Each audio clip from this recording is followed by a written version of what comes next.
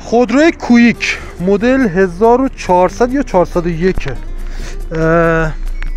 آقای امیرینیا. خب بفرم حرکت کنیم بریم یه دور باش بزنیم.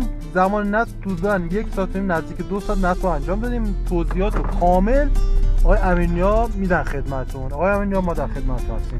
سلامت باشید. تشکر میکنم از آقای فرغانی. این ماشین من روش خیلی حساسم. مشکل کلاژ گرفتن با پای داشتم. یه اومدم پیش آقای فرغانی زحمت این ماشین رو کشید کمتر از 2 ساعت. کار این ماشین رو انجام داد. تو نیم کلاژا خیلی عالی شده. الان هم که نگاه میکنید دنده به راحتی تعویض میشه و کتاب‌گیری ماشین هم خیلی عالیه. خیلی عالی شده. پیشنهاد میکنم هر کی مشکل داره تو کلاژ گرفتن یا ترافیک این سیستم رو نصب کنه. از نظر شفافیتی ماشین هم خیلی عالیه. نیم کلاژا رو به صورت خودکار انجام میده بدون اینکه ماشین خاموش بشه. ممنون از آقای فرغانی.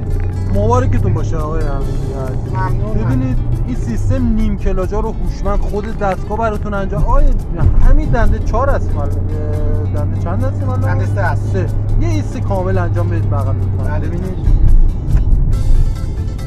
این ایست کامل با همین دنده 3 کوچکترین تخته لرزشی به هیچ عنوان نداره. ممنون. میتونم حرکت کنم. ببینید زمان نصب بودن همون 2 ساعت زمان نصب بود.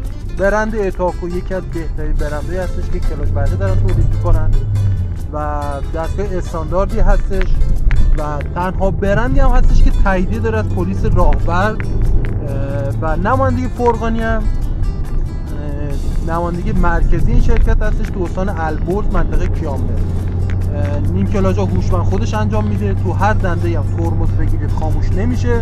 هر زمانی هم نیاز نشید میتونید دوباره با پا رانندگی کنید و نمایندگی فرغانی تنها نمایندگی هستش که بعد از نصب 1 ماه به شما مهلت تست میده. ممنون از همراهی شما عزیزان.